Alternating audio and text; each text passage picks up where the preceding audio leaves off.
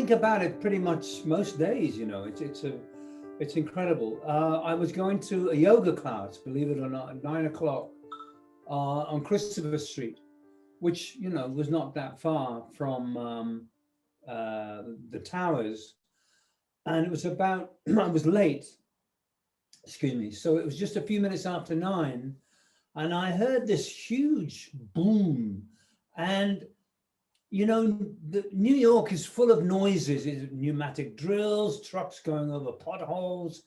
It's a noisy city, but this noise was unlike anything I'd ever really heard. And I came around the corner onto 7th Avenue South, where, you know, you can see the North Tower. And there were all these people pointing, and I saw the North Tower, and I saw this diagonal wound in the North Tower, and flames coming out. And someone said, you know, the people were shouting, a plane had just gone in. And I thought it was maybe a Beechcraft or a Cessna. It was, and my first thought, and I'm kind of ashamed to say this, was, wow, I wish I'd bought my fucking camera, because it was just, it was an amazing sight. But and the guy said, no, it was a jetliner. I remember he said those words, it's a jetliner.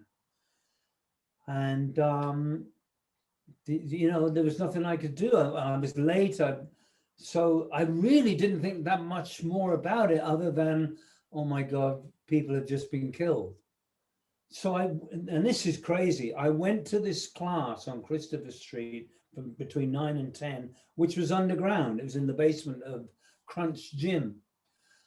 And when we came out at 10 o'clock, the whole world had just changed, because people were freaking out, because the second plane had gone in, I believe, about 20 minutes later. And most of us in the class were really angry that no one had told us, or come down to the class and said, hey guys, something major has happened. But anyway, so we congregated outside on Christopher Street, where the North Tower, the top third was just obliterated with smoke. You couldn't see any of the structure except flames. And I'm getting quite emotional talking about it now, because you could start to see people already jumping, just tiny bits of what I thought was debris, but the way they were falling, they weren't floating, they were plummeting. So it occurred to me that this was something beyond anything I'd ever experienced. And people were saying, well, maybe it's a movie. Maybe they're shooting a movie. And I said, no, because both towers have been hit. This was not a movie. It was not an accident. So, and I don't really remember cycling home. I lived on 9th between 5th and 6th. And I honestly don't remember cycling home. But by the time I got home, it was about 20 to 11, you know, and my family were flipping out. My kids were in school. And here's the real kicker, Shelley. My daughter went to a school in that area near Wall Street, and she had a double period free from between 9 and 11. And she used to go and study at a house near Worth Street. So, you know, really very, very close to the whole scene. And I was flipping out, you know, because we couldn't get hold of it. And we found out later that the AT&T tower was on top of the North Tower, you know, the big pylon. So all cell phones were out, you know, there was no cell phone service. And that was it, really. And then, of course, we're glued to the TV. And then the tower, I forget which one came down first. I think the second one, the South Tower, came down first. And I could not believe what I was seeing. My wife was saying, you have to go. My other children were in Brooklyn, just across the water. And I never forget leaving the house on 9th Street. And I ran into a cop and I said, I've got to get into the subway. He said, pal, you're on your own. I never forgot that. You're on your own, because I don't know what the fuck is going on. Pardon my French, but this is exactly what happened. and it was just chaos in the street. They closed everything south of 14th Street, the avenue, the street that runs across the big street. That was closed to all vehicular traffic coming from the north of Manhattan. No one was allowed to go. But because I lived on 9th and the subways were closed, they'd close the subways. And it was just panic, for those few hours while we collected ourselves. And my first thought was the children. I had to go and get the kids. And around about 3 in the afternoon, we got a call from the parents of Jemima's study friend. She's with us, she's safe. And then I had to go to Brooklyn to get my other kid. It was just, wow. Yeah.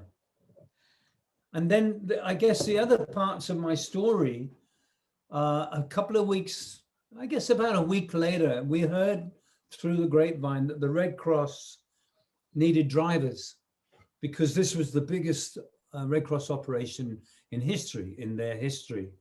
And there were trucks coming from all over the country. And I mean, when I went to the HQ in Brooklyn, there were trucks from San Diego, Red Cross trucks. There were trucks from Washington State, had driven, you could see on the license plates, had driven all over the country to be at this Red Cross HQ. They couldn't accommodate all the Red Cross trucks. So they were parked all over the streets and in the compound. But they needed drivers, and even though I was English, and I've been there since 95, so I've been there 6 years. I had to take a test. I had to swear that I wouldn't touch anything because it was a crime scene. They weren't accepting anyone from the Middle East, anyone of any Muslim origin, because of the anti-feeling at the time, a week after. There was such anti-foreign, xenophobic feeling in the air. A lot of people were scared to come forth, and they weren't being allowed to register for the Red Cross. So me being, white, English, and I knew my way around Manhattan. I knew my way around New York because it's quite simple. It's a grid. It's north, south, east, west. Manhattan is very easy to navigate. So I knew my way around very well. I took the kids to school every day. I could drive, and I knew my way around New York. So after a brief lecture, they allowed me to start driving back and forth, taking crews, volunteers to the pile, what they call the pile. And I never forget coming under the Battery Tunnel and seeing for the first time with my Red Cross supervisor. He said, prepare yourself because you're going to cry. I guarantee you will cry when you see this. And he was right. And that was my first visit to Ground Zero. And I worked there for about 3 weeks taking supplies, mainly supplies, because it was still, September, it was still hot. And they desperately needed fresh water. And I'll never forget the first time I went there, you had to have a special Red Cross laminate saying that you were allowed to go to Ground Zero. And Red Cross gave us these masks, with two filters. And I kind of dawned on me that no one was wearing a goddamn mask on that pile. Or very few, some had bandanas, some of the firemen had, bandanas, and they were drilling, and it was like a giant, that game Pick a Sticks, where you have all these, you have to pull one out, and it was like that, only with girders, huge girders and debris and concrete slabs, and those strange Y-shaped, remember the the superstructure around the towers and those Y-shaped columns. Some were still standing, but most of them were collapsed. And then on about the fourth day I was working there, I'll never forget this, and I actually wrote a song about it. All the sirens went, and we thought, oh my God, there's something else is coming in. But the supervisors were going, shush, shush, shush, shush, shush. And we all stopped what we were doing. And a lot of guys took off their hard hats, because coming down the ramp was the first relatives. You've probably heard this, and I'll never, ever forget the sight of, there must have been 100 relatives, all carrying photos, flowers, teddy bears, little stuffed animals. And, and all grown men just weeping at the sight of these dignified people, a lot of them in tears, but they were just quiet, and they were linking arms, and they were walking down the to lay flowers at the site. Yeah. And my ex-wife and my daughters were working at the Marriott just around the corner, helping the fire crews. And I had to inject a little bit of humor, because it was so horrible. But the first time I picked up a crew, mainly firemen, to go back to their various homes, I had all their addresses, and I was driving this 15-seater minibus, and they're all, I get on the bus and they're all there covered in dust, they're like sleeping. And I said, hello everyone, I'm Simon, I'm your driver for today. Now, does anyone know where the fuck we're going? And they were like, who's this clown? And a lot of them laughed. And I said, it's okay, I got all your names. And I had to, John Schwartz, hey, I'm here. I had to read all the lists and make sure everyone was on board. But so that's what I did. And then my final stint really with the Red Cross, and to me, this was the most dramatic. I had to pick up this nurse who had come in from Iowa, Ames, Iowa. And she was to go to Freshkill's landfill, where all the debris from the site was taken. And I met her at the terminal, on 8th Avenue, the bus terminal. She was a little thing, probably about 60. She wasn't a young, and she'd never been to New York. And she was a registered nurse, and she'd been assigned to this, to go to this landfill. And I'd never been before. And I had to get another special laminate, because this was where all the debris was being examined. So I had to have another clearance. Anyway, I talked to her as we drove. It was quite a long way from, from the terminal on 8th Avenue to, is it Staten Island, I guess? I've forgotten. Yeah, Staten Island. And she was very nervous. I said, look, she said, my God, she's looking like a, tourist looking at all the buildings. And I said, are you okay? You're going to be okay? She said, yeah, I'm okay. I've been a nurse for 40 years, so I've seen it all. I said, well, I hope you're going to be okay. So we got into Freshkills. We passed the security, and Shireen, I'll never forget this. We went in through the gates, and then you start to go round and round, and I'm driving this truck, and we're going up and up and up and up and up. And the first thing I saw was a fire truck, a full fire truck that had been flattened so flat, I could have put my arms around it. It was completely, this was a 20-ton fire truck that had been crushed like a Coke can. And I felt her sort of freeze. And I'm like, what the hell? And then we get up on the site, and it was one of those days in New York where the sky, there's no cloud. It's just this leaden, it was just, there was no cloud, no sun, nothing. It was just gray. And the site was this huge site where all the garbage from New York goes. But now it had all these tiny little like earth diggers and little conveyor belts, and people with hazmat suits are putting debris on these conveyor belts, and then other guys are examining each piece of debris as it goes down this conveyor belt. And there's a whole line of tents, maybe a dozen tents, CIA, National Security Council, FBI, the Port Authority Police, every security department that you can think of is represented here by these tents.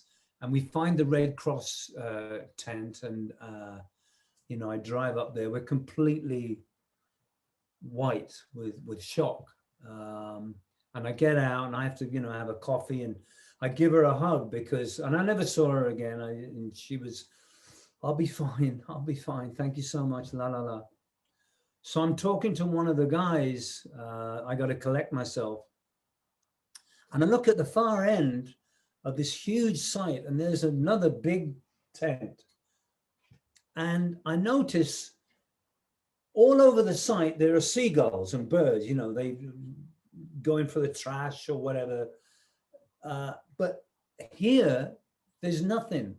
And I said, that's kind of odd that there's no birds. He said, well, that's where the human remains are being examined, and no bird will fly over it. And that, I was, wow. And yeah. So really, I got in my truck and I came back to the city, and like I said, I never saw the nurse again. And after about another couple of weeks, they closed the investigation, and I came back to normal life, such as it was.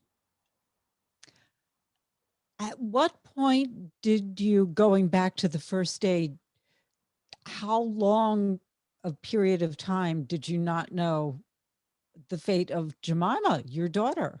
Jemima and Lola. Oh God, about 3 hours. And we had other friends, you know, she went to St. Anne's. So St. Anne, which is in Brooklyn. And the odd thing is that St. Anne's is actually closer to Ground Zero than I was on 9th Street. So when I finally, with a bunch of other people, convinced the police to let us go into the subway, and they got the subway working again, because they weren't letting anyone go underground. Everyone was suspicious of everyone.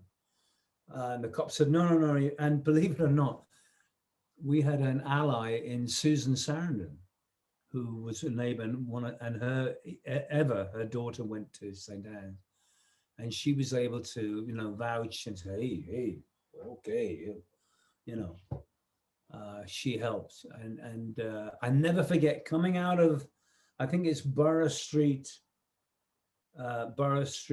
station, and seeing all the leaflets, all the bits of paper that the wind had taken. They were still coming down at 4 in the afternoon.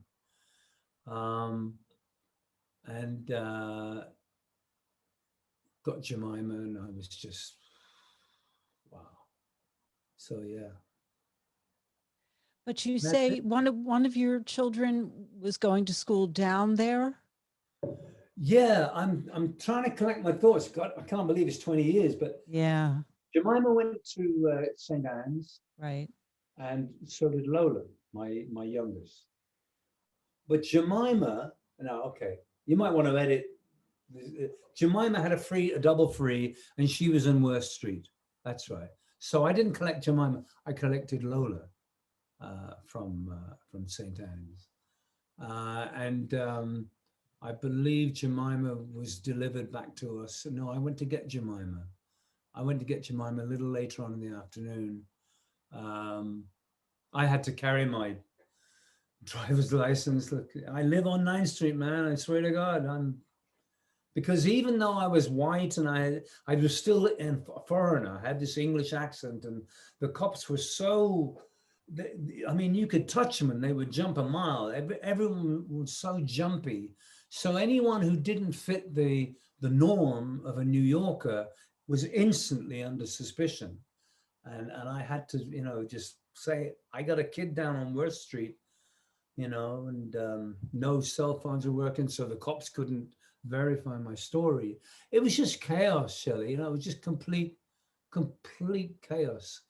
Um, but I never forgot the firemen and the workers on the pile, and the heat. September 11th was a very hot day, and I believe the next 4 or 5 days after, it was still in the 80s, and there were things starting to smell. Quite honestly, it was. And every time I went there, we put on the mask, but no one was wearing a goddamn mask. It was just, and we know now that so many of those poor guys died from inhaling all the shit that was coming off the pile. And those who aren't ill are wondering when they're going to get cancer. They're not saying if, they're saying it's when. It's a nightmare that just won't end. Tell us about the song that you wrote and how people can hear it. Oh, wow. Well, it's a strange thing. Coming back one night, I believe the second or third night that I've been working on the pile, or around the pile. I would not say I worked on the pile. I'm not that honorable. But coming back from doing my work in the evening, the weirdest thing, and I found out later what this poem was, but on 14th Street station, there was a flapping piece of paper that's been taped. And it was, all I could see was amber waves of grain, something, don't cry for me, or something like that. And it triggered something in my brain. And I wrote a song called Message from the Lost. And it was as if the people who had died were speaking to their living relatives and loved ones. And it's called Message from the Lost. I made a solo album. I recorded it. Still one of the best songs I ever wrote. Unfortunately, it was inspired by these tragic events. And it's on an album that you can get. It's called 7 Rays of Hope. And it's called Message from the Lost. And yeah, I'm kind of proud of it because, and then I found out later that piece of poetry that had been flapping was actually a very famous poem written by a lady for her son who was killed, I believe, in the Civil War. And it's quite a famous poem. And I've tried to find, I haven't plagiarized or copied anything. I wouldn't do that, but what I saw inspired me to write. And it says, weep no more, dry your tears, do not weep for me, I'm not here. I am in the eyes of our baby's child. I am on the face of the soft sleeping child. I am in I am in the stars shining on a moonlit night. I am under the wings of an eagle in flight. And then weep no more. And then there's a second verse. So I'm inferring that the spirits of the dead are still with the relatives in the first snowfall, the setting sun, and so on. But it's called Message from the Lost. You can look it up. I'm sure you have to know that the people you were driving, the firefighters, the crews, no doubt were fans of your music with Free and Bad Company. And I'm sure you never mentioned that. No, I didn't. They might have got something when I'm sitting in a traffic light, and the indicator's on, and I'm beating a time on the steering wheel. But no, I didn't reveal, who I was. I'm sure. Is there anything else you want to add? No, that's it. Thank you so much.